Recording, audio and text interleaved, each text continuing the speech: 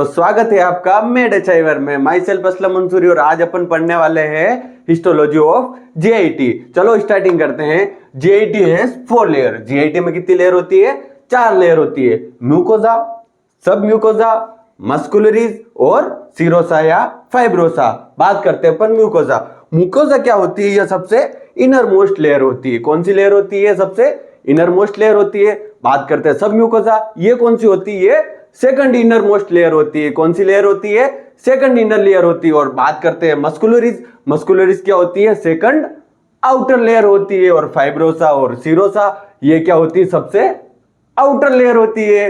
Next अपन बात करते हैं स्ट्रक्चर में। स्ट्रक्चर में म्यूकोजा, सब म्यूकोजा, मस्कुलरीज और सीरोसा कहां कहां होती है मैं आपको बताता हूं।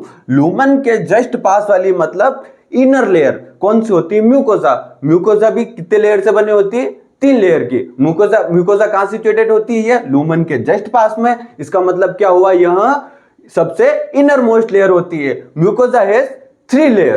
कितनी लेयर की बनी होती है? 3 लेयर की बनी होती है। कौन कौन सी लेयर है? Epithelium, lamina propria, muscularis, mucosa. यह 3 लेयर की बनी होती है। कौन कौन सी लेयर है? Epithelium, lamina propria, muscularis, mucosa. ये 3 लेयर की। अब अपन बात करते हैं सब म्यूकोजा के बारे में। सब म्यूकोजा क्या होती है? सेकंड इनर लेयर होती है। यहां 1 लेयर की बनी होती है। लेकिन इसमें क्या क्या चीजें सिचुएटेड होती है मैं आपको बता देता हूं। ब्लड वेजल, पेयर पेचेस और नर्व। ब्लड वेजल क्या करते हैं?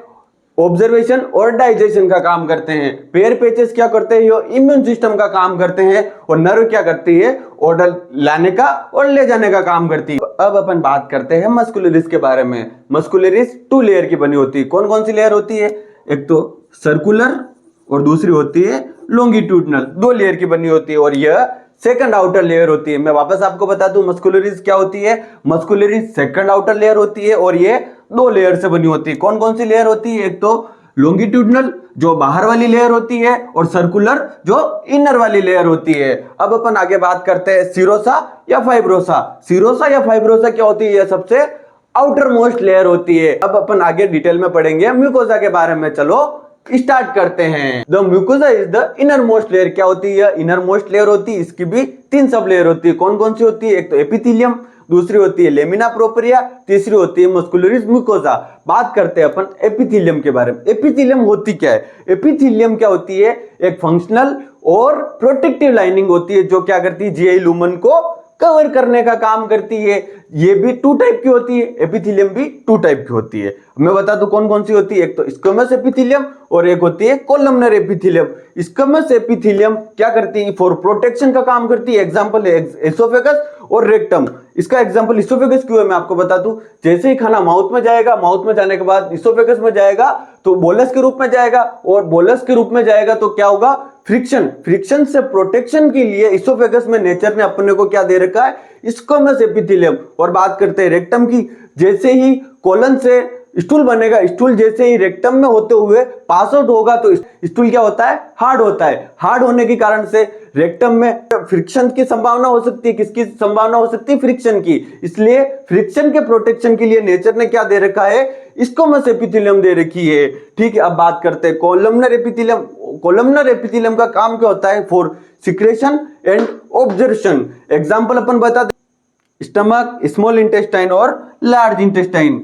आप देख सकते हो इस स्ट्रक्चर में कहां पे स्क्वेमस एपिथेलियम पाई जाती है और कहां पे कोलमनर एपिथेलियम पाई जाती है। इसोफेगस में स्क्वेमस एपिथेलियम और स्टमक, स्मॉल इंटेस्टाइन और लार्ज इंटेस्टाइन में कोलमनर एपिथेलियम और वापस रेक्टम में स्क्वेमस एपिथेलियम। बात करते हैं सब म्यूकोजा के बारे में।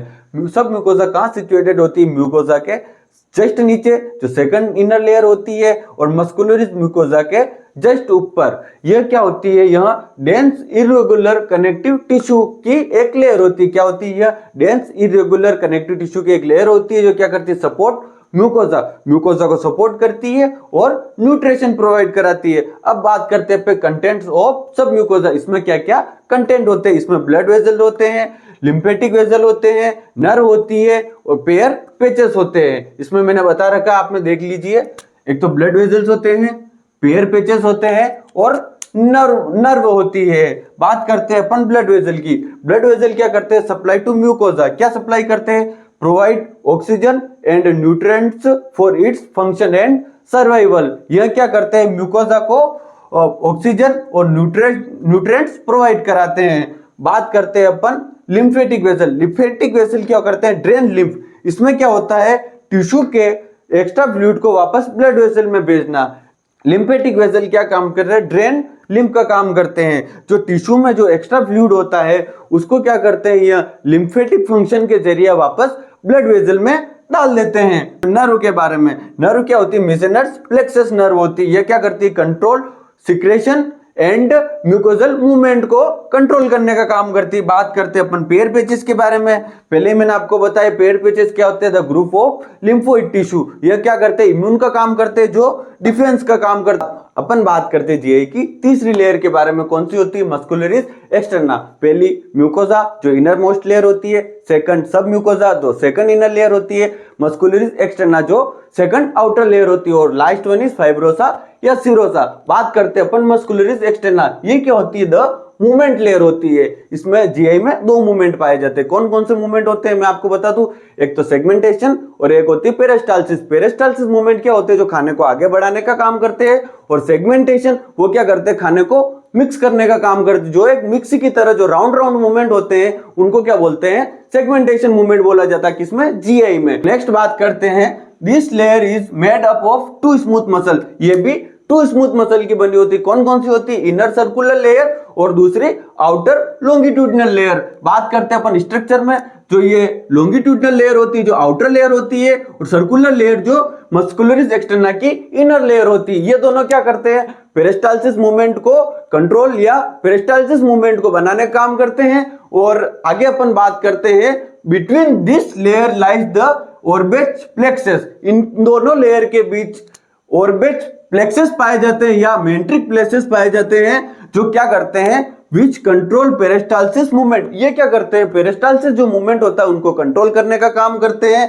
पेरिस्टाल्सिस मूवमेंट मैंने आपको बताया क्या होता है, फूड को आगे बढ़ाने वाले मूवमेंट। अपन बात करते हैं अब सिरोसा या फाइब्रोसा।